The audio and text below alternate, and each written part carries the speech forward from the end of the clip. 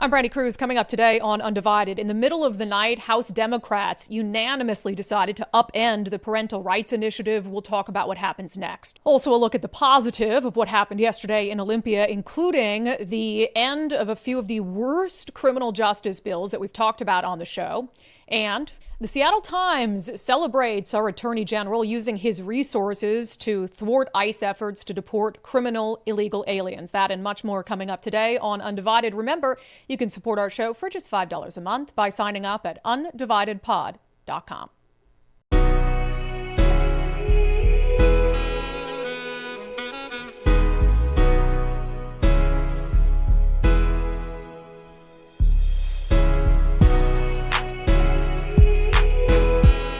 Hello and welcome to Undivided on this Thursday. Thank you for being here. Thank you so much for your commitment to giving common sense a comeback. I will say both Nicole and I are pretty tired today, as are a lot of you who stayed up to watch Democrats undermine our democracy and give parents a big middle finger in the middle of the night. Here's what it looked like at 2:30 a.m.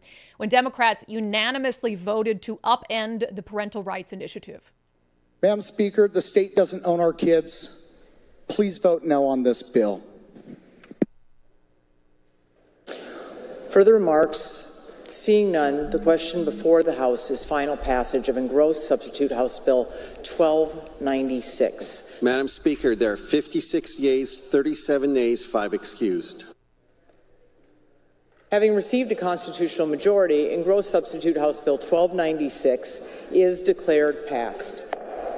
Every single Democratic member of the State House of Representatives voted to strip away the parental rights that they voted to give you 9 months ago, 10 months ago. That 500,000 people in the state signed an initiative saying they wanted. You know, how vile this is. Truly, and I was just thinking this week, Democrats had taken some good votes, I thought, a few Democrats, not all of them. There were a handful of Democrats who I thought, good for them. They'd taken some difficult votes against their own party in the House and the Senate, and I thought, I'm going to make a list this week of all the Democrats who didn't let their state down and their constituents down. And now my list is like at 0. Maybe Bob Ferguson's the only one on my list this week. You know, when I say the word vile, I truly mean that, because you have to understand, for those of you who haven't followed this debate, how intentional all of this was. How intentional it was to be at this point at 2:30 in the morning and to do this under the cover of darkness. And it's been more than a year in the making. And to reset it before I go through some of the insane stuff said last night that I want people to see, because a lot of you have jobs and have families. You know, while you were tucking your kids in at bed, they were starting the debate to upend your parental rights. Just insane. So for those of you who need a reset, I think for everyone, let's just reset so we understand how egregious this is. You know, the state of Washington has been continually stripping away parental rights for years and years and years on a variety of fronts, including your right to know what's happening with your kids medically, and then at school. You know, basically making it so that you drop your kid off at school, and if you do that, you're handing them over to the government, and you don't have any say whatsoever in what happens to your kids once they're behind those doors, which is ridiculous, right? Ridiculous. And so now they go in there, they push all this extreme gender ideology and political indoctrination down their throat. You don't get to know any of it. You don't get to see any of it. You don't get to ask about any of it. They'll hook your kids up with medication. They'll diagnose your kids with things, send your kid home. Your kid's acting weird. You have no idea why. And there are a lot of parents in this state, right, left, and center, who aren't okay with that. Understandably so, because it's insane. In this idea that Democrats firmly believe, and I'll play a clip that proves it once and for all, in case anybody was in doubt, that they can parent your kids better than you can, that schools can parent your kids better than you can, that schools can be trusted more so than you to help your child navigate the difficult complexities of growing up in this world. So that led to Let's Go Washington doing a slew of initiatives, including one that was overwhelmingly popular, the Parental Bill of Rights. And what it said simply is parents are the primary stakeholders in their kids' lives. And therefore, they have a right to have access to this information. They have a right to get the curriculum and lessons in a certain period of time. They have a right to know what's happening with their kids, medically speaking, when they go to school and the school connects them with therapists or doctors, and your kid might be suicidal, and you think that's a good reason and that's healthy to hide that from a parent? Or your kid goes to school and they've been indoctrinated by someone in the Olympia school district or whatever it is to believe that they are not the gender that they were born. And so when they go to school, everyone keeps the secret. Tommy is now Tammy at school, and we're going to call Tommy Tammy, but we're not going to tell Tommy's parents that Tommy's going by Tammy at school, because a parent can't be trusted with that information, because parents are all bad, bad people. So this gets 500,000 signatures. And as you know, it was an initiative to the legislature, which meant that the legislature could vote it into law without it going through this process of becoming a ballot measure and voters voting on it in November. And Democrats were very strategic. And honestly, this is a little evil. I think it's evil. I think it's evil. There's strategy that's political, and I get it, and that always works its way in. But when you're strategizing a year in advance to screw over parents, that's evil. So they, on a bipartisan basis, overwhelmingly, there were like a few no votes last year. It was completely unanimous in the Senate. They passed the Parental Rights Initiative into law. Yay, look at us. We love parents. We love parents' rights. All the Democrats, like, we're good people. But they did it because they didn't want it to go to voters. They didn't want the initiative to go to voters in a critical election year when there were other initiatives on the ballot that if they passed, they would have stripped hundreds of millions of dollars in tax revenue from the state. And so they were worried about the Parental Rights Initiative, which was pretty popular and pretty plain in language, going to voters, and that initiative sort of propping up the other initiatives, like the initiative to repeal capital gains, et cetera, et cetera. So they made a strategic decision. We're going to vote this thing through. And we're going to act like we love parents. All the while they knew every step of the way that what they would do is come back this legislative session and undo it. They knew it the whole time. And so, a lot of the debate that happened overnight was Democrats saying, well, this parental rights initiative was really confusing. It just confused a lot of things. And this parental rights initiative, violated federal privacy laws. You passed it. So now you're telling on yourself. You're saying that the parental rights initiative was a load of crap, basically, and it confused everybody. You passed it.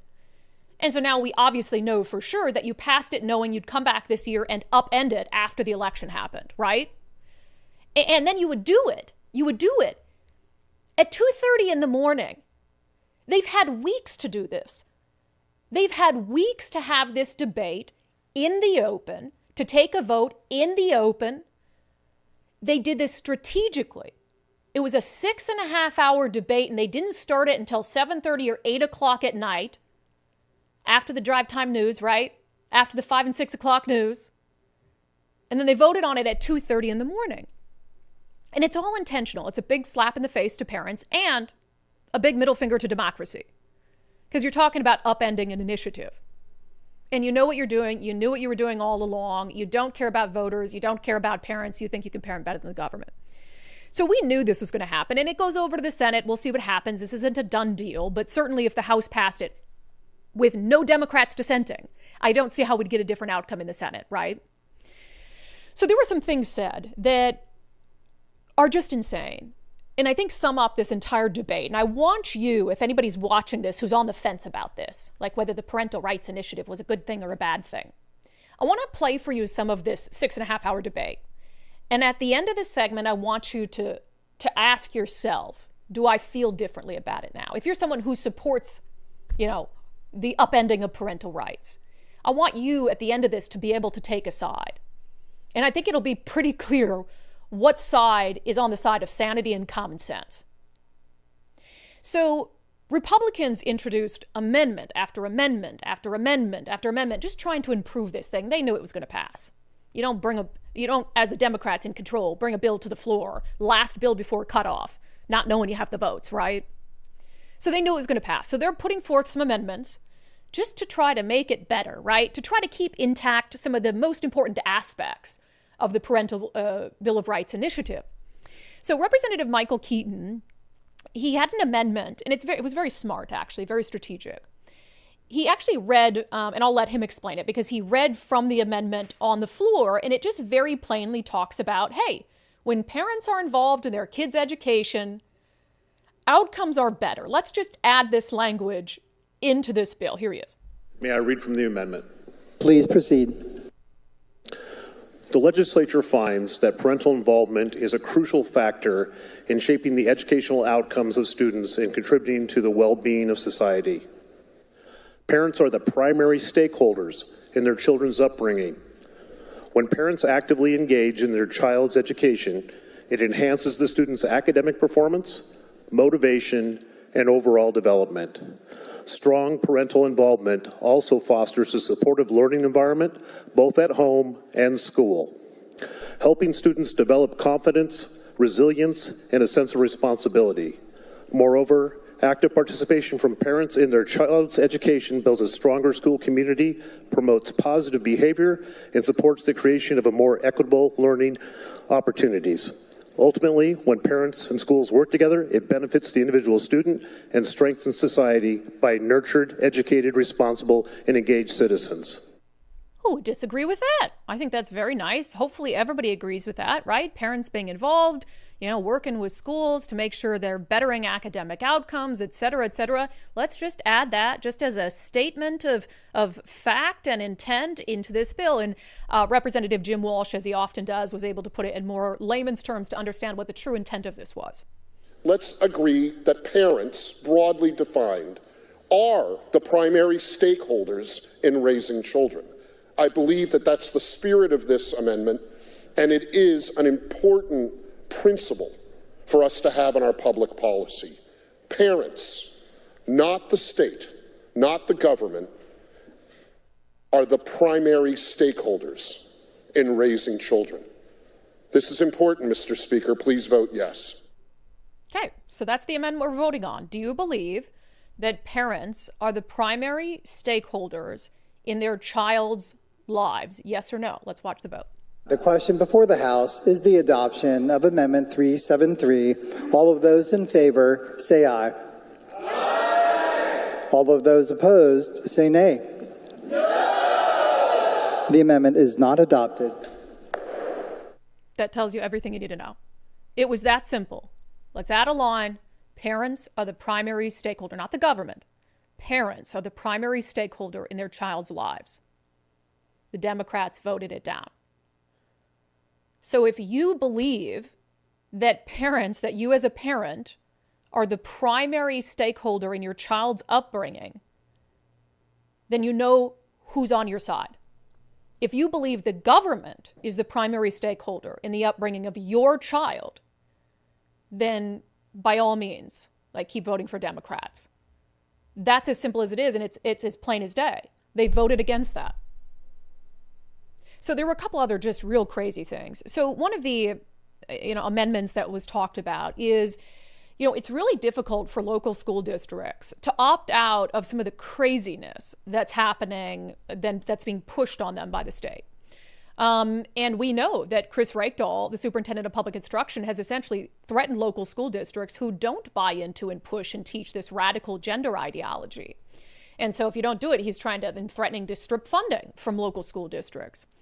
So there was, this was an insane moment. So Rep. Ed Orcutt was talking about an actual example that happened with one of his constituents where their child, and we've talked about many examples like this on the show, where a child is sent home with something disturbing as part of their assignment for class. And a parent only finds out about it because they, went through their kid's backpack, or their kid said, hey, look what I got sent home with, and it's very disturbing. It's the first time a parent's finding out that there's something often sexually explicit that their teenager has been sent home with as part of reading material or homework. So Ed Orcutt is giving a fairly descriptive example, right, of something that one of his constituents' children was sent home with, and how it's an example of why parents need to have the ability to be alerted and to opt out of assignments like this one. even when those school boards are opposed to them, when community members are opposed to them, those school boards cannot make the decision on their own, because they are right now under the threat from the superintendent of public instruction of having some of their funding canceled. Imagine the frustration of the parents when they see their kid come home with a comic book. On page 282 of that comic book, there's a graphic of a woman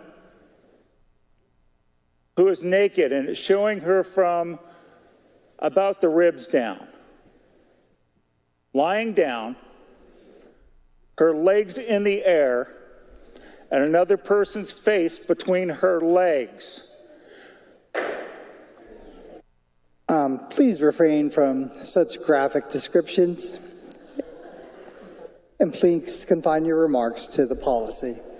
If it's too graphic for me to talk about here on the floor of the House, is it not too graphic for a teenager to be taking home? Is it not too graphic for the teenager to see this before the parents even get to see it? That's a good question. And again, if something's too graphic to be talked about in debate by politicians amongst adults on the floor of the State House of Representatives, how can you then turn around and say it's not too graphic to send home with a preteen without their parents knowing about it? This is the kind of stuff that prompted the initiative on the Parental Bill of Rights. What an asinine thing. And you heard the kind of, it's laughter at that point from Republicans, like, how ridiculous is this? He's giving an actual example of something that happened to a Washington parent. And he's gavelled and told not to be so graphic on the floor of the House. Because it's laughable, right? If an adult can't talk about it, why should a child be given it? And of course, they rejected that amendment. The Democrats did. Nicole, can we jump ahead to the Jim Walsh on gender identity thing quick? So there's these examples of just blatantly ridiculous stuff, right? That just prove the point of why we need a parental bill of rights. And this is one of them. So Representative Jim Walsh is trying to get to, again, they're pushing all these amendments. Let's try to improve this. He's trying to get to this term gender expansive, which actually is a coincidence because on the show yesterday, I'm like, what does that even mean? Like, what is gender expansive? And so he's saying we need to further define that when we talk about the protections for gender expansive students. Like, what does that really mean? So here he is talking about an amendment that would narrow that to only human-based gender identities. Our law has no clear definition of what gender expansive means.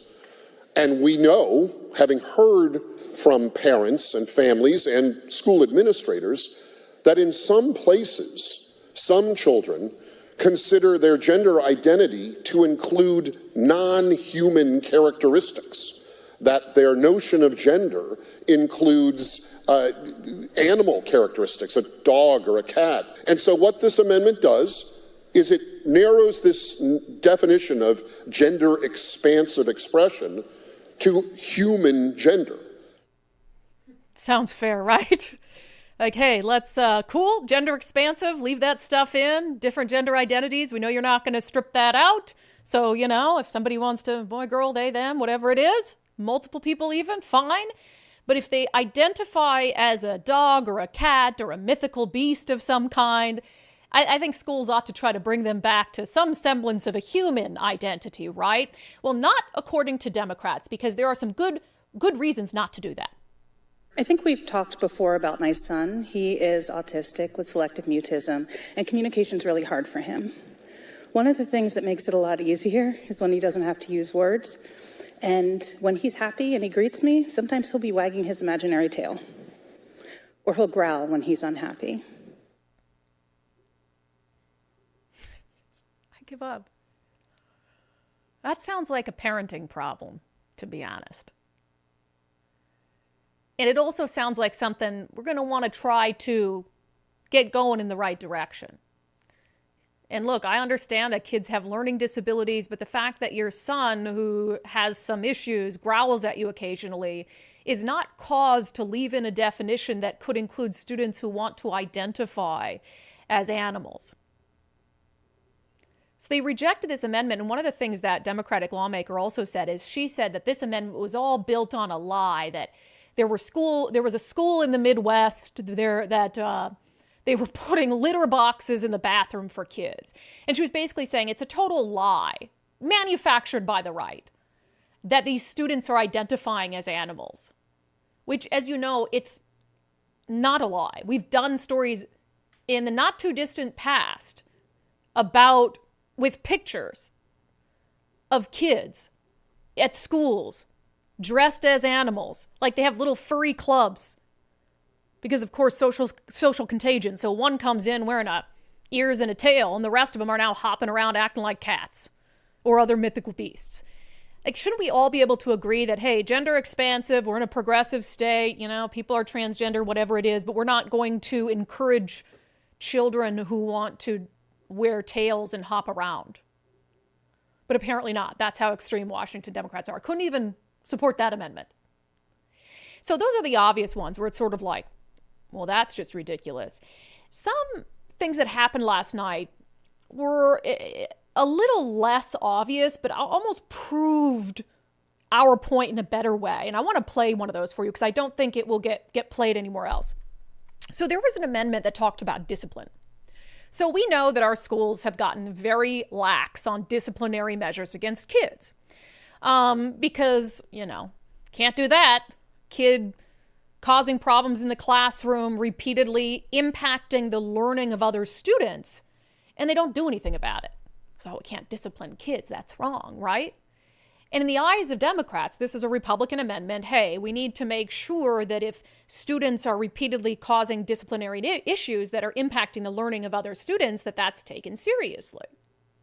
So, but the Democratic argument is the same as it has been. It's why OSPI doesn't really discipline kids, because in the eyes of Democrats, discipline ends up just being racist.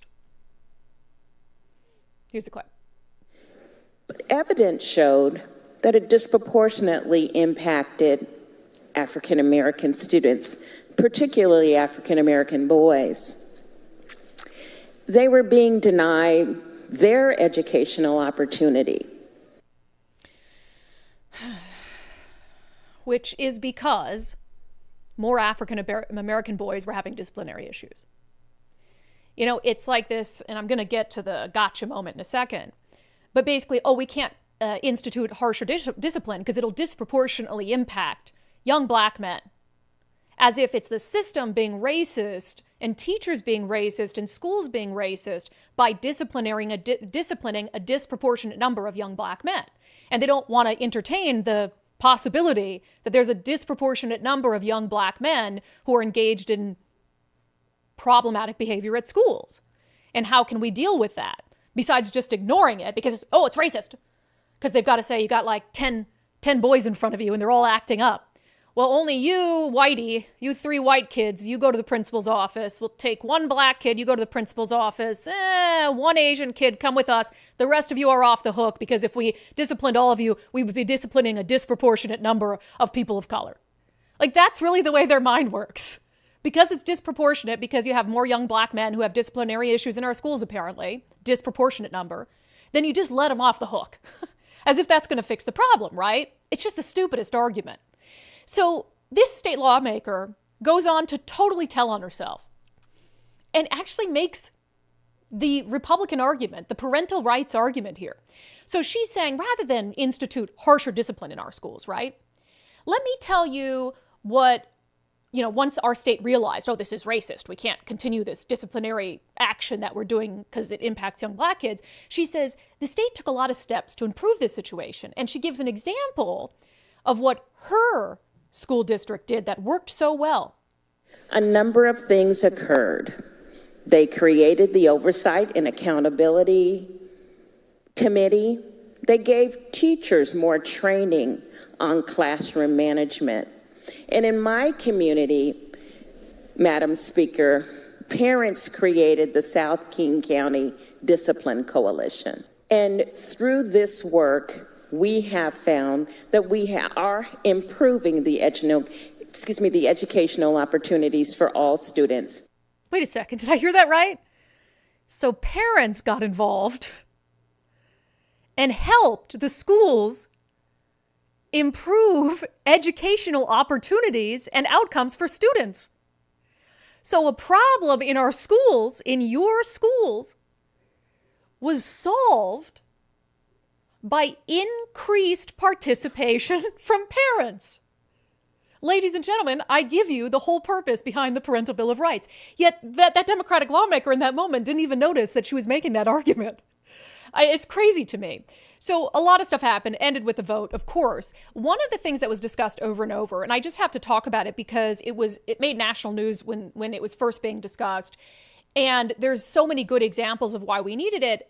You remember when this bill was in committee and Republicans were trying to change some language in the bill that Democrats had put in the bill that if something happens to your kid at school, basically, or let's say they're accusing a teacher of sexually assaulting them or some other thing happens, that instead of saying you have to tell parents immediately, it was you have to tell parents at the first available opportunity or at least within 48 hours.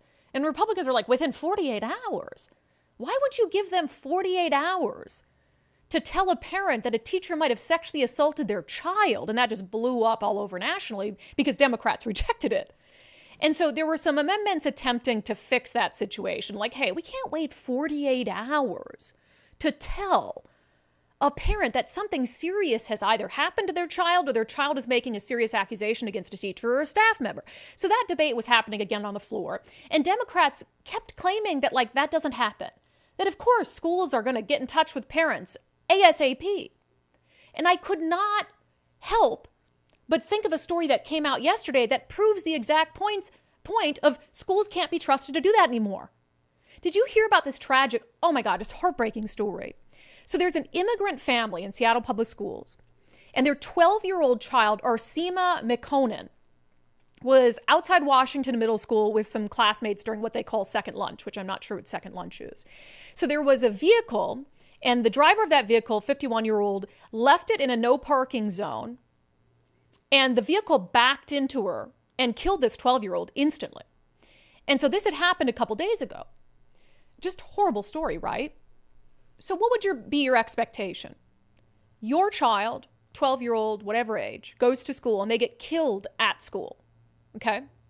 Of course the school's going to call you right away. Of course the school's going to be like, what can we do? Oh my gosh, this is a tragedy, right? Well, according to Kruse 7, which interviewed this deceased child's parents, at the time of the interview, by the time it aired, Seattle Public Schools had still not reached out to the family of a dead 12-year-old yet. Heartbroken by this tragedy. Seattle School Superintendent Brent Jones spoke to reporters soon after the accident, but Arsima's parents say neither he nor anyone else with the school district has reached out to them. They were just left here to fend for themselves and figure out the rest. Now they feel betrayed by their adopted country. I brought my daughter from Ethiopia here to have a better life, to go to a better school, get better education, and then I send my child to school and I don't get my child back. What kind of piece of shit school do you have to be to not call the parents of a child who died there? That's disgusting. Immigrants to this country came here for a better life. 12-year-old hit and killed by a car outside the school days ago. Seattle Public Schools didn't as much as a phone call to the parents to express their condolences, to ask how can we help, what can we do for you. And Democrats in Olympia want us to believe that it's not a problem in the law to give schools 48 hours to contact parents if something happens to their kids. And look, did police do it? Of course. Of course police were in touch with these parents. Their child had just been killed. But not so much as a phone call, email even from the school. And when Kruse 7 asked the school why not, they basically said, we're working on it. Working on it, what do you mean?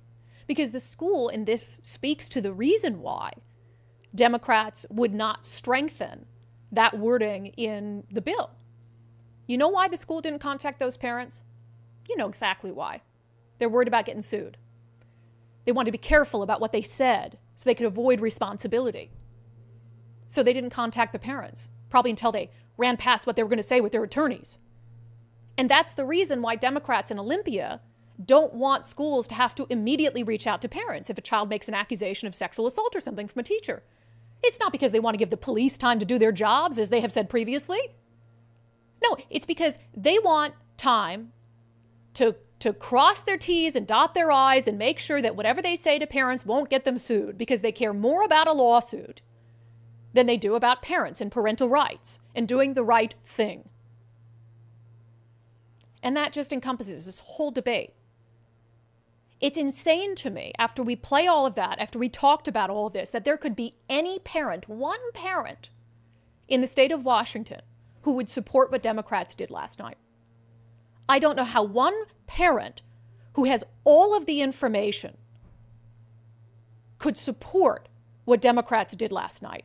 And I'll tell you what, there are a whole hell of a lot of parents among the Democratic caucus in the House who did this to other parents. You think for 1 second that those Democrats would like it if anything like this happened to their kid and happened to them? If their child was accusing a teacher of sexual assault and the school didn't contact them for 2 days, you think a single one of those Democrats who took that vote would be happy about that? Of course not. But if it happens to your kid, that's just fine. Your kid sent home with pornography as a reading assignment, they don't care. If their kid was sent home with something they didn't agree with, maybe a Bible verse, they'd lose their minds. They don't care about you. They don't care about your kids. They don't care about you as a parent. They don't care about your household. They want kids in this state to be raised in their image, with their ideology, by their biggest campaign donors, the Washington Education Association. That's what all of it is about. And parents are in the way. And that's what they showed us last night. So the fight on this isn't over. I realize I talked about it for 40 minutes. The fight on this isn't over. There's two versions of this that are still alive. The Senate version sits in a House committee. The House version is going to get sent over to a Senate committee. And we'll see if they decide to push one of these forth. If they do, as you know, Let's Go Washington has already pre-filed an initiative to unravel it. So that will be the next assignment, essentially. If they decide to push this through, Let's Go Washington will immediately launch an initiative. We'll have to get it out to as many people as possible. And we will drain the bankrolls of the Washington Education Association as they fight against it. At the end of the day, if that's all that happens is we cost them tens of millions of dollars having to fight against another initiative, well, so be it. Insane stuff. Let me give you a little bit of good news, though. We'll go through this kind of quick. There were some of the bills that we talked about on the show repeatedly over the last 2 months, specifically on the criminal justice front. Some of the real loco stuff is now dead. Let's tick through some of it. 1399, House Bill 1399. This is the bill that essentially would have given the state more control over your duly elected sheriff in your county. Because what they want is sheriffs not to be elected. They actually want sheriffs to be appointed. And they don't want any of these constitutional sheriffs who are going to fight back against vaccine mandates or not enforce some of the gun laws or the ICE enforcements. They want to help ICE. They don't want those sheriffs. That's really what 1399 was about. However, it is now dead. It did not meet the cutoff. So I think that's very good news. A lot of credit to sheriffs across the state who pushed back against this. But Sheriff Derek Sanders in Thurston County was one of the big drivers of defeating this. So good for him. Also, Senate Bill 5266, amen, is dead. This is the bill that would have let juvenile killers, even if you killed 2 people, out of prison early. And then we would have had to pay for their rent. Just insane that it was even crafted by anyone with a brain. And then this is good news for crime victims and families of crime victims. House Bill 1125 and House Bill 1178, dead and dead. House Bill 1125 is the one that would have given crazy activist judges discretion to end lengthy prison sentences early in the interest of justice. And then House Bill 1178 would have been the one that would have reduced sentencing enhancements for things like gun crimes, gang crimes, and adults who cook meth around kids. So dead. So those are some wins, right? We can take The good with the bad. There's a lot of bad. So we got to celebrate the good ones when they happen. All right, much more to discuss, including an interview with Representative Jim Walsh, who is also the chair of the Washington State Republican Party, about what went down on the floor last night, and also a voter integrity lawsuit that he is part of. First, Zach Abraham and his team at Bulwark Capital is having another one of their Know Your Risk live webinars coming up on March 20th of this month at 3:30 p.m. Pacific time. So this is going to be about taking folks through the first 100 days of the Trump administration and helping you kind of understand what's happening in the stock market right now. It's been a little bit rough, right? And so should you be worried about it? Should you be panicking if you're getting close to retirement? Well, Zach can answer all those questions for you. It's totally free. It's just sort of an informative webinar to go over things that are happening under the Trump administration and also for the rest, kind of a longer term outlook for 2025. Plus, you'll get a full reveal of how Bulwark is always looking for opportunities to lower risk, lower cost, give your retirement as much upside as possible. So you can run your portfolio through a Department of Retirement Efficiency. Sign up for the free live webinar, knowyourriskradio.com, knowyourriskradio.com. Again, it's happening on March 20th. Okay, so as I had mentioned, a lot happening on the floor. God bless the Republican lawmakers. Not a single Democrat gets credit on the House side who stayed up so late trying to push back against this insanity. One of them was State Representative Jim Walsh. He's also the chair of the Washington State Republican Party. We'd actually scheduled to tape with him this morning on a different topic. He is actively trying to fight against the state's motor voter law, which basically says when you get your driver's license, they register you to vote without any due diligence to make sure you're actually legally allowed to vote. And so he has a court case on that today, but we also, of course, talked about everything that went down on the floor last night. Representative Walsh, welcome back to Undivided. Good to talk to you, Brandi. Boy, what a night it was last night. I got to ask you, not to offend you, you're a little bit older than me. I couldn't even stay awake. How'd you stay awake? I'm sort of accustomed to it. This period of about 10 days before the midpoint of each legislative section is kind of the hell week. It is 8 to 10 days of heavy floor action, so floor debates, floor votes, and it usually goes for, 12, 14, 16 hours a day.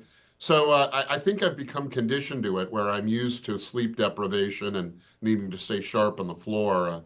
There's also some caffeine. Yeah, I saw some members drinking regular Coca-Cola, which I'll have to talk to them about because that's not very good for you.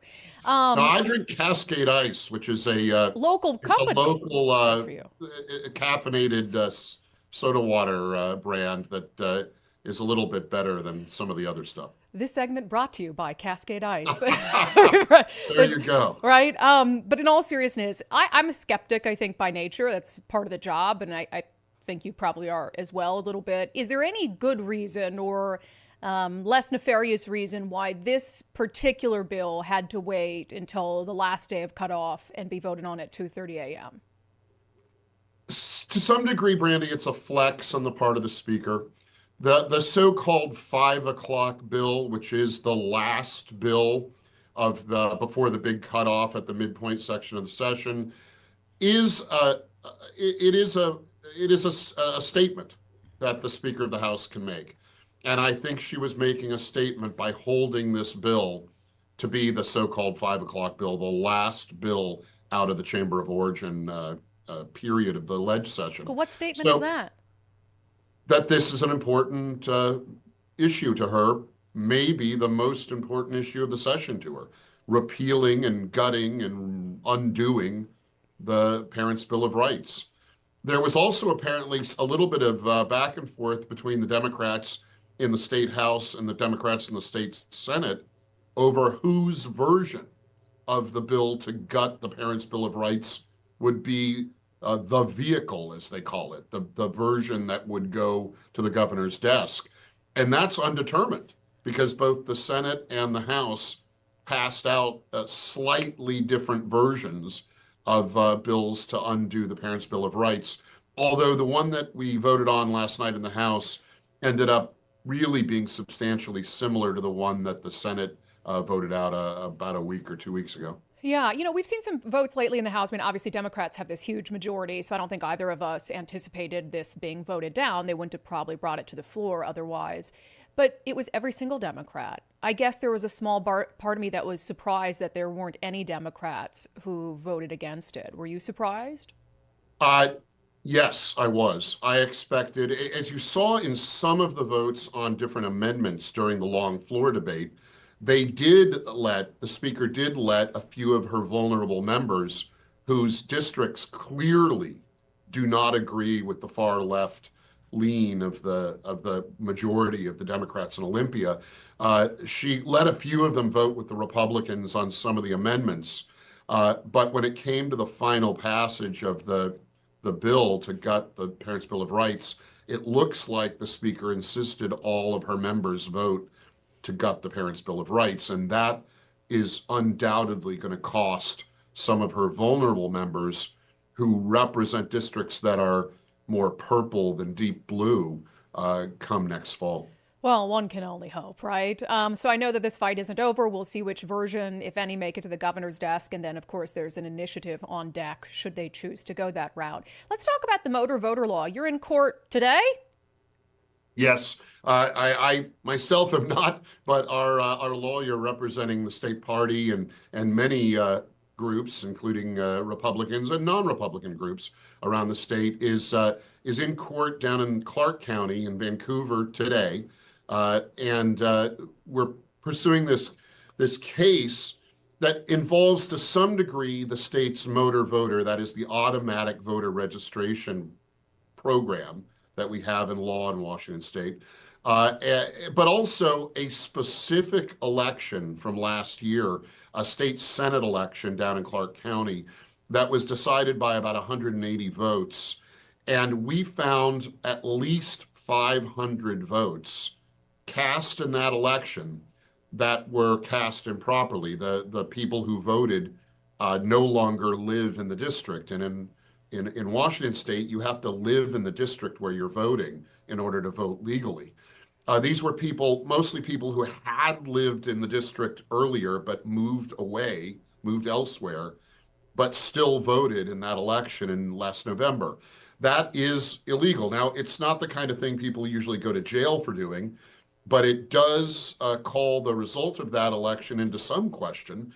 And more to the point, Brandi, we're making a case for how poorly managed and maintained and updated the voter databases, the so-called voter rolls, are in the state of Washington.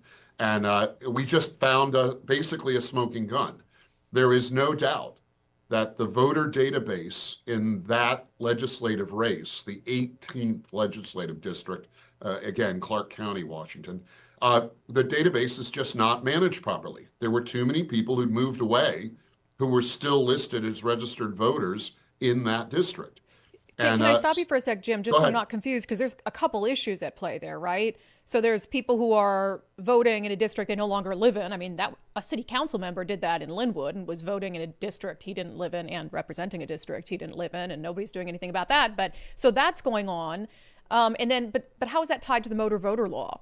Well, it's our argument that there are several practices that lead to this poorly maintained voter database status quo that we have in Washington. And one of them is the automatic voter registration.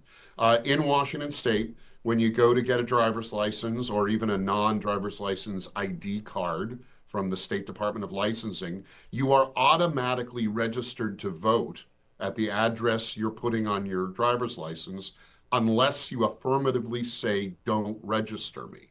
We believe that is a bad practice. There's no due diligence done to make sure that that is in fact the address where you live. It's not like a temporary address for a kid at school or something.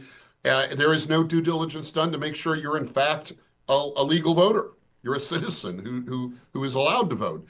There's no quality control on that automatic voter registration. And we are arguing that and a couple of other practices encourage and lead to these incorrect voter databases with people who are not properly able to vote, who are on the database as registered voters in a particular area.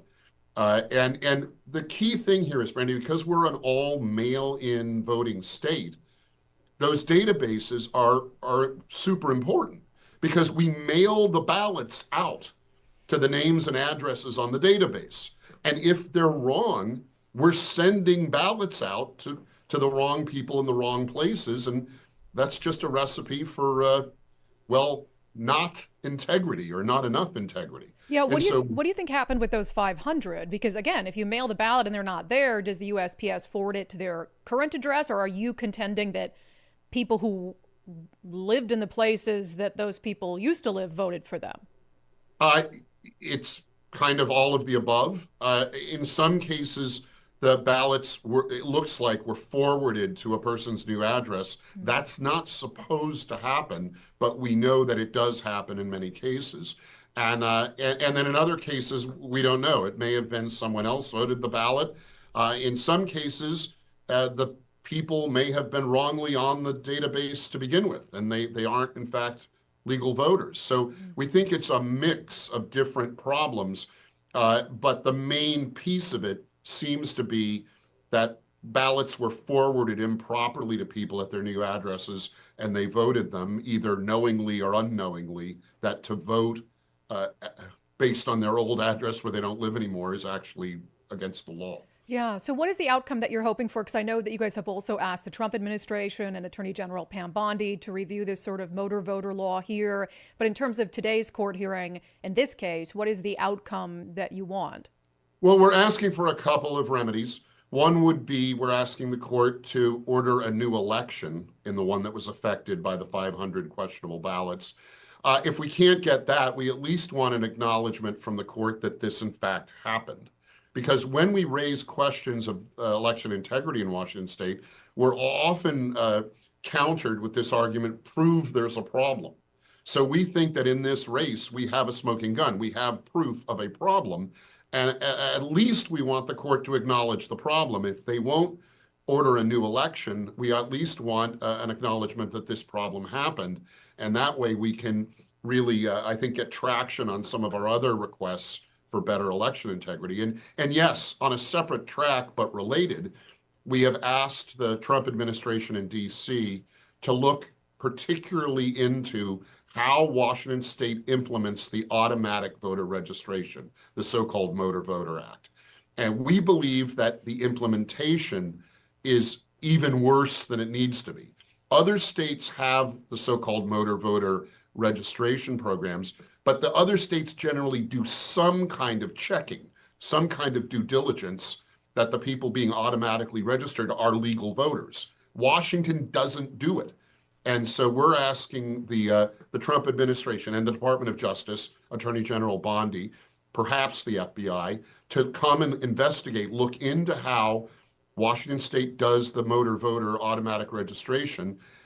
And we believe there are problems in it, and there may be some federal laws being violated in terms of voting rights for people.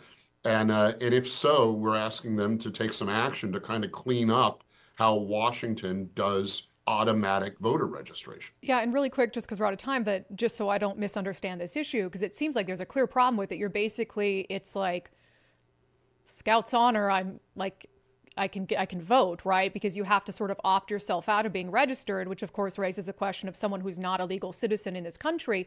My understanding is, yes, if they choose to vote and they're not a legal citizen, that's a crime that they can be prosecuted for, but somebody would have to kind of flag it in order for there to be an inquiry, right? There's no automatic comparison against a database of citizens? That is correct. There is no automatic due diligence in the system as we implement it here in Washington state. In theory, the state secretary of state should be the entity, the office doing that. They aren't. They're kind of pointing the fingers at the 39 county auditors who are the local authorities for elections. And so there's a lot of finger pointing going on between the county auditors and the state secretary of state. And what we're asking the Trump administration to do is we don't care. We just want clarity on who should be doing the quality control, making sure that people who are registered to vote are actually legal to vote and live where we think they live. Makes sense, doesn't it? Representative Walsh, good job on the floor last night / this morning. You're always really great in your arguments for amendments, and there were some crazy moments we highlighted on the show today, but thanks for trying. I know you guys are outnumbered, but all you can do is try. We're not giving up, Brandi. I We're know. not giving up. We are going to keep pushing for better law and better policy. And kids, I mean, at the end of the day, this stuff about parents' rights is ultimately about schools being better at delivering good education to kids. That's what the end goal is. Couldn't agree more. All right, Representative Walsh, thanks so much. Good to talk to you. So we'll stay up to date on that lawsuit. It seems kind of a reasonable thing. Like, there has to be some checking here. It can't just be Scout's honor. So we'll tell you what happens there. We'll follow up with that next week. And again, I mean, Jim Walsh tried pretty hard on the floor to get them to accept some of these common sense amendments, and they just weren't interested in doing so. All right, we've got a pretty tough story coming up next. And in fact, we were both told about it last night. I got a call from our friend Ari Hoffman over at KVI because he knows how much this case means to Nicole and to Dory Monson. And so he called. I know he talked to Nicole as well. And then we heard from one of the family members involved.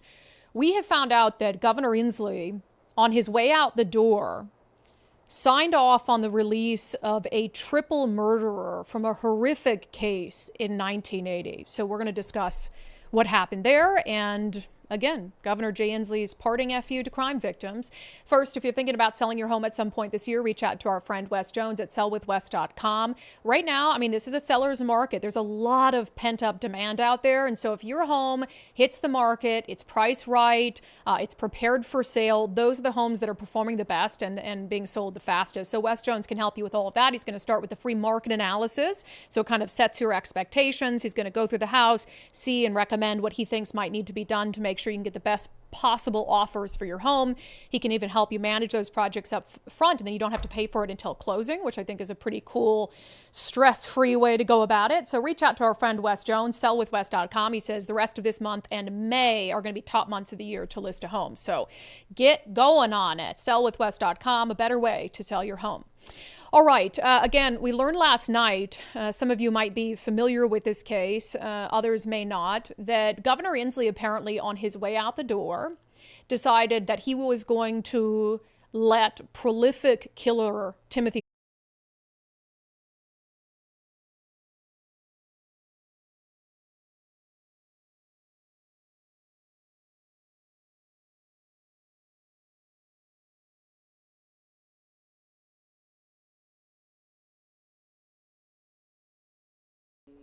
for YouTube, like we're just hoping to keep that YouTube, like come back to it.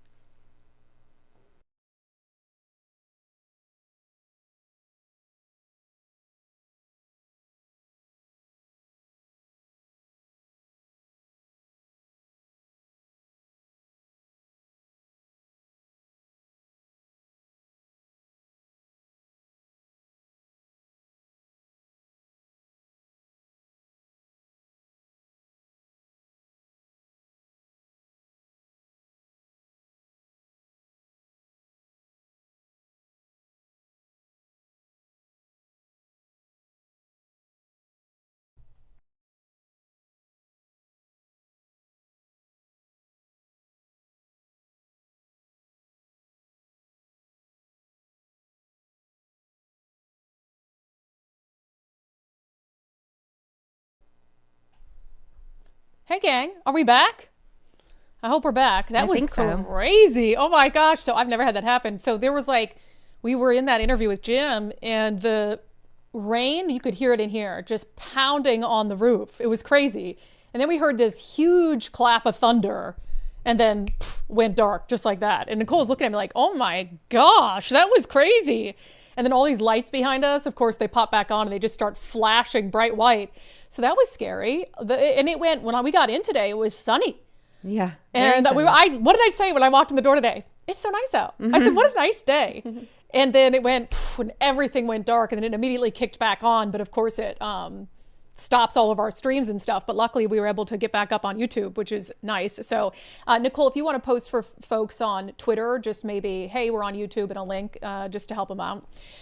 Anyway, so that's exciting. Well, I guess, they'll find their way. That's totally fine. I want to make sure that we get in this story that we were talking about. So this is horrifying. And again, I'll have Nicole come in a moment to talk about it, because it was a case and a story that she and Dory, before Dory passed away, talked quite a bit about. So back in 1980, there was a horrific triple murder, but it would have been the murder of 5 people had the killer been successful. So a man named Timothy Pauly and another individual he was with went into, and again, this is 1980. So it was at the Barn Door Tavern. And a man named Lauren Dowell, who was there, his coworker Bob Pierre, they were robbed. They were tied up in the walk-in cooler. This is in SeaTac at Barn Door Tavern, again, 1980. Both of them were shot in the back of the head. And then also the killers tried to hang the others who were in there and succeeded in hanging and killing Bob Pierre's girlfriend, Linda Burford. And then Lauren's wife, Margaret, and a cook there, Sherry Beckham, managed to survive. And I mean, just horrible details, like stripped naked, tortured, tied with electrical cords, and then left for dead in the restroom by Pauly and Pauly's accomplice, Scott Smith. So that's the crime, right? That's as heinous gets. So there have been a couple times over the last decade that Timothy Pauly has tried to get early release. So back in 2016, Timothy Pauly had asked for early release, and actually at the time, and think about how disconnected this is from where we are today. So the state's Indeterminate Sentencing Review Board at the time had actually said, not only are we not going to let you out early, but you have to serve 2 additional decades, because the parole board at the time decided that his original sentence was too lax. Think about that. That's only in 2016. That's less than 10 years ago. He comes to them asking for parole, and they give him 2 additional decades. Well, then you fast forward to 2022, and there was another request from Timothy Pauly and his defense team to get out of prison. And of course, Governor Jay Inslee was in office. And at the time, the parole board, in essence, in Washington state granted it. And they said that Timothy Pauly could get out of prison early. And there was this immense backlash. A lot of it led by Dory Monson and Lauren's family. His daughters, Angie and Kelly, were really outspoken.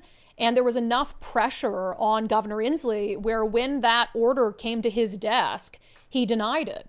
This is just in 2022, and he decided to keep Timothy Pauly in prison. So this is what we find out last night, that Governor Inslee, on his way out the door, rescinded that denial. He issued an order basically saying that, here's the decision he made in 2022. And then he put in here, his rationale. I guess I'll read it for you. It says, the May 2022 cancellation order I issued explained my deep concern that Mr. Pauly failed to affirmatively demonstrate both a full acceptance of his responsibility and remorse for the crimes he committed in 1980. Since that time, Mr. Pauly has engaged in extensive work to address my concerns, and I am satisfied that there is now adequate evidence of his full acceptance and remorse. Yeah, right. It says, accordingly, I rescind my cancellation order dated May 18th, 2022, and reinstate the Indeterminate Sentencing Review Board's decision to grant parole release to Mr. Timothy Pauly, as written in their April 4th, 2022 decision, and reasons. Consequently, I remand this matter to the ISRB to complete release proceedings in this matter. Now, we're told as of today, Timothy Pauly is not out yet, but his release is imminent. Obviously, the family of his victims are incredibly distraught. Nicole, can we share the news about Margaret? Is that okay? I think so. So as we said, Lauren's wife, Margaret, survived this attack and lived, with the horror of what happened to them that day and what happened to her that day and the loss of her husband when they had children, and then had to relive it every time that Timothy Pauly would come to the Indeterminate Sentencing Review Board and ask for release, had to relive it in 2016, had to relive it and fight in 2022 when the board granted him release and finally, Insley denied it. So we were told by Lauren's daughters that Margaret died. Margaret has passed away. And she died a day before the family found out that Timothy Pauly is going to be released. Well, I think they found out that he was going to be released the day before she was buried. Yeah. So, that's just horrible. And I don't know if they ended up telling Margaret, if she knew when she passed away. I believe she passed away already. So It's just horrible for that family. And they're obviously really distraught. So now they're dealing with the imminent release of Timothy Pauly. And here's Jay Inslee. He gets to play kind of hero, denying the board's order. And then on his way out the door, what reason is there, may I ask? What reason would there ever be to grant early release to someone who murdered 3 people in the most heinous fashion and tried to kill 2 more.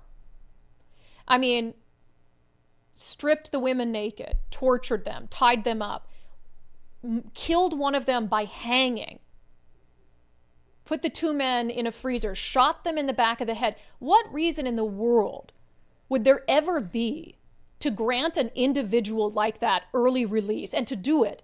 The big middle finger on your way out the door. And our understanding, correct me if I'm wrong, because you're the one who spoke to the family this morning, is that Inslee did not consult with them. Nope. There was no call from the governor saying, hey, I've reconsidered my 2022 order and we're going to let him out. Don't you think that would be at the bare minimum what having a conscience would demand of you? And they have met with Inslee multiple times, I believe. So they had had a relationship with him. And when they announced this in 2022, we were very thankful. They were very complimentary of Inslee, and the family didn't want to say a lot of negative because they felt heard by him. And just to do this on your way out the door without even telling them, it's so evil. No conscience, no soul, no remorse, nothing. It's disgusting. It's absolutely disgusting. And I can't imagine being in that position. And this happens more and more to crime victims where, you think there's finality for you in terms of, you're always living with this, I imagine. But you think that, okay, this person is going to be in prison probably until he dies because, of old age or whatever it is. And then it's like, you never get finality. Constant re-victimization, 100% every single time. And even more so when they don't tell you. How could you not have even an ounce of not remorse, I guess, for the governor, but humanity to just pick up the phone and own that decision. Own that decision. You have a lot of power as governor. In cases like these, with a flick of your pen, you can let someone who did something so heinous out of prison. How could you not have an ounce of humanity to call the family personally and tell them what you're going to do? I already knew Jay Inslee was a bad person, but that just cements it for me. Absolutely disgusting. If you truly believe that he is rehabilitized himself and rehabilitated. Really? Yeah. Or ties. Whatever. But if you truly believe he is rehabilitated and is safe for the public to be around, then call the family and put them at ease. Right. Why are you hiding it? Why are you not willing to tell them all the things that you think he's accomplished in prison? Right. I don't believe that at all. Who's going to hold him accountable? He's out the door, right? So it's the last flick of the pen out the door, screw this family. And then their mom dies. And, I can't even imagine what they're going through right now. So absolutely.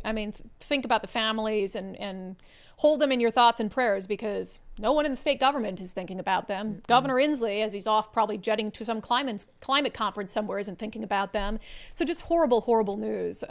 Was devastated to hear that. I know, Nicole, you and Dory fought so hard against that, and Dory would have been devastated to hear this as well. So absolutely just atrocious. All right, I think we can fit in a quick unbelievable. Maybe we'll shorten it a little bit. The Seattle Times just fawning with praise for Attorney General Nick Brown and his lawsuit to try to stop a local sheriff from helping ICE deport violent criminals.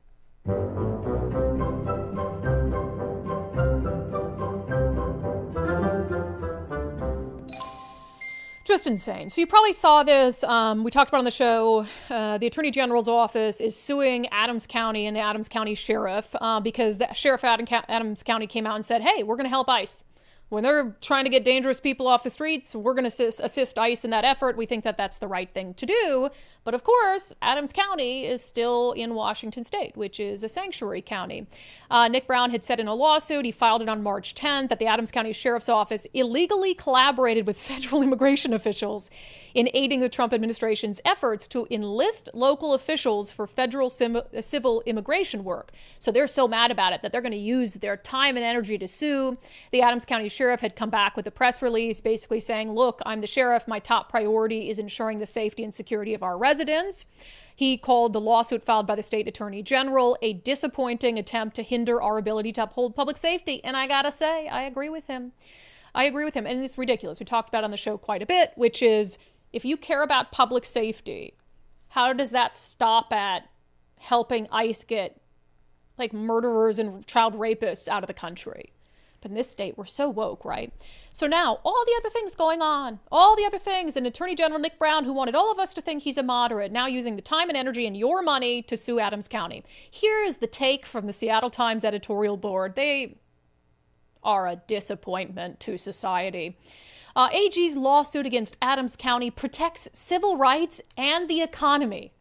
Yes, because we should put the economy ahead of public safety and child rapists. We should put the economy ahead of deporting child rapists and the economy ahead of deporting wanted murderers. So their take is ridiculous. It says Brown's role is to protect the rights of all Washington residents and is right to do so under the Keep Washington Working Act. Adams County's major industry is agriculture. One would think county officials would want to abide by a law that helps protect an industry and people whose contributions are so important to the local region. I love multiple times in this op-ed, they're talking about how the Adams County sheriff thumbed his nose at the rule of law. Is our state not thumbing its nose at federal law? They're doing, if your problem is with someone not following the law, I mean, you're literally making it more difficult for federal immigration agents to carry out the law. But again, this is such a simplistic, I don't know if simplistic is the word, it's such twisted interpretation of what's happening here. They want to act like Adams County is out there in the fields, in the apple orchards or whatever it is, like rounding people up because of their skin tone and checking their papers. No, this is about cooperating with ICE immigration holds. Our lights are flickering a little bit over there. You see that? Okay, if we lose power again, we're not coming back. We're not coming back. I think the storm kind of passed, though. I mean, it was raging. Anyway. That was crazy. You're not out there. That's not what we're talking about. Adams County isn't doing that. So you are acting as if, what? Are these child rapists that ICE is rounding up and these kidnappers and murderers? I mean, they've all measure of criminals they've taken off the streets of Seattle and beyond. So people who have killed law enforcement, who have resisted arrest, all this stuff. Are you saying that like the only immigrants we have in Adams County are like the immigrants who are law-abiding? It's so strange to me because there's so much gray area in there. And they want to be like, you're upholding the law and you're protecting a major industry in Adams County. You can protect that industry and still honor ICE detainers for violent criminals. You do see how we can do both of those things. But it's just all the stuff happening in Olympia. All the stuff we've talked about on the show happening in Olympia. All the pro-crime bills, all of this. And this is what the Seattle Times editorial board, in utter embarrassment, decides to write about. Praising AG Nick Brown for thwarting efforts to get violent criminals off our street. They've really lost their damn minds. All right, let's see. It's Thursday. After all, we're going to skip a couple national stories just because, we had a power outage and getting a little late here. But we cannot skip checking in on what's happening in the Sunshine State. It is our segment, Florida Report. It's not even controversial anymore. People know in Florida their freedoms are going to be respected. Miranda, hello. Hello. Hi. All right, so what about the media, which I'm not 100% sure how I feel about it. I think the headline makes it sound worse than it is, but it has to do with removing certain protections for people like me in Florida who might make a little oopsie in their reporting. Yes, exactly. So Senate Bill 752 would basically open up journalists and the news agencies to basically like getting liable, sued. Right? Yeah. Yeah, make them liable for misinformation if it's not removed as soon as it becomes known that the information they reported is not accurate. Yeah. Yeah, I mean, I get it because the news happens quickly and you report what you can as information comes out. And a lot of times that information does change, but I do still think it's important for media outlets and journalists to be able to go back and, redact and change stories to be accurate as they find out more. Yeah, this one's weird to me because, there's a lot of protections for the media because of the First Amendment. And as long as you're sort of doing your job in good faith, the idea is honest mistakes happen and you can't sue the media every time there's an honest mistake. But so that's why I say, the headline makes it sound like, oh, you're just Republicans in Florida going after the press. But the argument they're making is if something is proven to be false and the media won't retract it or edit it and it just stays up, then you should be able to be sued for libel. And I guess I'm surprised that that's not already allowed. If I post a story that's untrue about someone, and even in the face of evidence that it's not true, I refuse to take it down, yeah, you should sue me for libel. So I guess I don't see what's like controversial about that. Well, apparently one of the examples they used was a very specific instance where a Miami man was accused of a crime that he ended up not being guilty of. And when this man's lawyer asked all these news outlets to take the stories down or change them, all but one did. So one news outlet apparently refused to take down articles accusing this man of a crime he didn't commit. So I guess when you do get a stubborn news outlet, there has to be some sort of way for this, like a person who's being misrepresented, to have defense. Yeah, I mean, that doesn't make any sense to just say, oh, the media is, because of the First Amendment, they can just print lies. You can't. And we've seen examples nationally of media outlets get sued for hundreds of millions of dollars. And, you know, they even issued apologies and they were still able to get sued, or they issued retractions and they were still able to get sued because of the damage it did to someone's reputation. So the media has a lot of protection, but we're not perfect. And if we don't act in good faith, then absolutely people should be able to sue us. I always act in good faith, however. Always. All right, Doge hitting Florida. So apparently in Everglades National Park, of course, and this is one of the things I've heard sort of bipartisan concern about, are national parks and park rangers losing their jobs because of the work of Doge. So people are worried about some park rangers losing their job in the Florida Everglades, but it's actually not very much in comparison to how many work there, right? Yeah, and it was funny because when I had read this article, it talked about how 15, specifically in the Everglades National Park, 15 people have lost their jobs. And these are people employed by the park that do anything from cleaning restrooms, trash removal, all the way to fighting wildfires and testing water. So it's a big range of people that are employed at the national park. And I had to really do some digging to find out how many people actually work for the national park. And I found about 2,300 people are employed. So 15 lost their jobs? So 15 lost their jobs, which sucks. I can't imagine being a person that loses my job through all this. But I think with that many employees, it's kind of not that it's not a big deal, but of course a few people are going to lose their jobs thinking that they're, maybe overstaffed in certain areas. Yeah, I mean, I agree. I don't want to be flippant about people losing their jobs. That sucks. And we're going to have people in Washington state who have and will continue to lose their jobs for the federal government. But if you have an entity that can cut a little bit of the workforce, I mean, we're talking about taxpayer dollars. So at the end of the day, I mean, 15 out of that many doesn't seem all that significant unless you're the person who lost your job. However, Florida has a big invasive species problem, and these Everglades workers, federal workers, are some of the ones who go and identify the invasive species and help deal with them and manage them. So there's this ridiculous article out of Florida that talks about how to solve the invasive species problem. And they have a creative way. We're just going to eat them all, right? We're just going to eat all the invasive animals. Yeah, it's very ancestral, just going back to our caveman ancestors and just eating the available things to us. So they put a whole list of which of these invasive species are actually edible, and their recommendations on how to eat them and make sure that you cook them safely. And I've had a few of these. Like what? So I've had the feral hog, which I call spicy bacon. That tastes just like pork, but the Spanish conquistadors brought a bunch of, domestic hogs to Florida hundreds of years ago, and they just kind of ran wild. But they are invasive. Iguanas, the green iguanas. No. I have these in tacos, and everything is good in a taco. So lionfish, I have not eaten a lionfish, but I've heard they're pretty good. I can't imagine how much meat you can get off of a lionfish. Green mussels, I imagine taste just like mussels. Wait. And I got to ask, don't list anymore. Is the Burmese python on the list of edible things? It is on the list, but they advise you not to eat it because the meat is full of mercury. Okay. Yeah, I just picture someone with their big, just pictured it.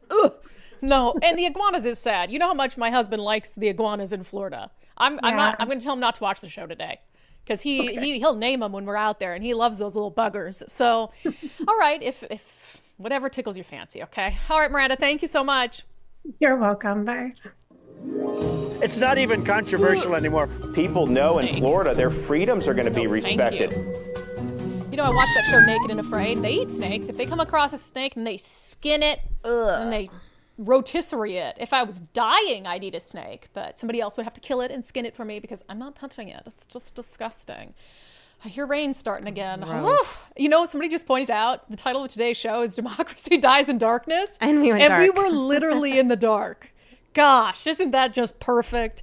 All right, we're going to close the show out with some comments coming up next. First, I've told you guys over and over, take the First Mark Challenge. In fact, I just had a nice little email from First Mark today. They were just checking in. How's everything going with the business and checking in on a few things, making sure no updates before some of my annual renewals. It's just so nice. The service is so nice. We hear a lot of good things about First Mark from all of you who have taken the First Mark Challenge. For some of you, taking the First Mark Challenge has saved you thousands of dollars a year. Yeah, you're welcome. Eric said that he stopped being a freeloading listener and only watching our free episodes because he saved so much money with First Mark. He saved 30% on his auto policy and 70% on his homeowner's policy. So as we shamed him on the show and said, well, then you can afford not to be a freeloading listener. And so indeed, he has become a paid subscriber to Undivided, which we like to hear. But First Mark's great. They just have an exceptional service. And if you can save money on insurance, they're going to find a way. But they also want to make sure that you're properly covered. So it's all part of the process. FirstMarkInsurance.com, FirstMarkInsurance.com. The very best part is they work for you. All right, let's get to some comments from you guys. You're so funny. And sorry about the show poll. Look, it's been a day, okay? No show poll today. I don't need you to tell me. I already know. It's been a day. It was a night. We got very little sleep. And then, of course, God wanted to strike Washington State and put us off the air. Sergeant Pickles, don't care if it takes every weekend working overtime. My kids will never set foot in a Washington public school. Good for you. Matthew Cook, $20 super chat. Nice.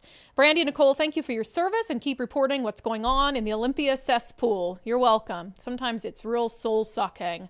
The Reaper's son, Orcutt, presented an example of a lewd book material on the floor and the speaker cut him off. If it's not good on the floor, why is it okay for kids? Exactly what he told the Speaker of the House. Just wild.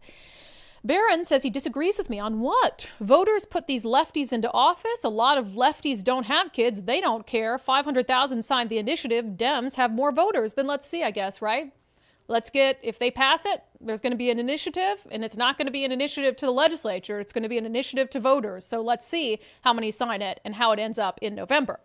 Michael Berta, Brandi, you care about kids more than any other non-parent I have ever talked to. Nicole, too. Thank you for all you do. That's because when I peer into the eyes of my dog, I think, oh my gosh, imagine how much I'd love you if you were a human child. This is how much I love you now. If you were a human child, so then I start to understand how much you must all love your children. Let's see. Papa Woody, Jim's an awesome dude. Yeah, I love fighting with Jim too. He's the only one who'll come on and spar with me and still come back. Oh yeah. You know what I mean? He takes no offense. 100%. All right, we disagree. Let's go. Let's see. Merwin Wren. We need a full voter registration to ballot archive audit in this state and find all vulnerabilities, risks, and impact of the current system. Krista also comments on Orcutt's amendment. Too graphic for the House floor, but perfectly acceptable for teenagers. Do they even freaking hear themselves? Well, you could kind of see the guy who was standing in as House Speaker being like, he knew when it came out of his mouth he was going to get criticized for it. He's like, will you please avoid such graphic depictions? He knew. John Lapp, hello John, has been so interesting watching Brandi's awakening over the years. I love that she's fighting the good fight, but we had to leave after COVID. Yeah, it's been quite a quick awakening. A lot of threats out there against little old me lately. It has been fun to watch, though.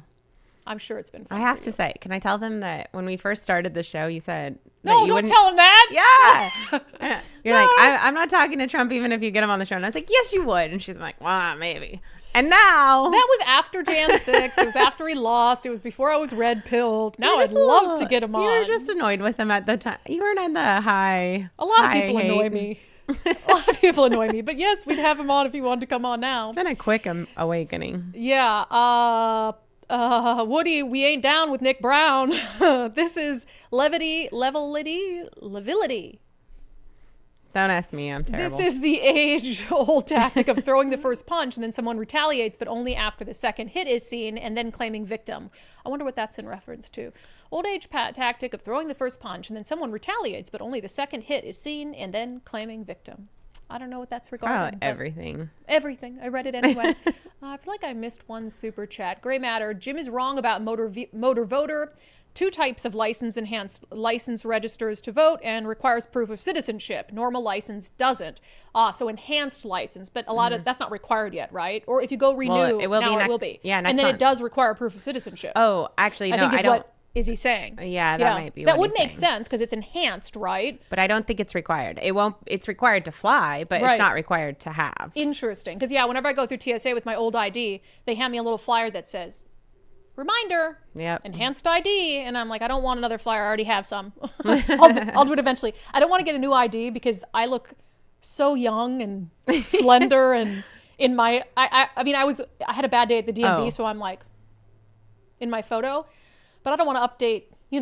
It is my weight. Very good photo. It is a good photo. Although my hair is just bleach blonde. It is stick straight, bleach blonde. I had some bangs. Yeah. But I don't want to get rid of that photo. Although, I don't know. Maybe it's time to grow up a little bit. Okay. The next one I'm going to keep for life.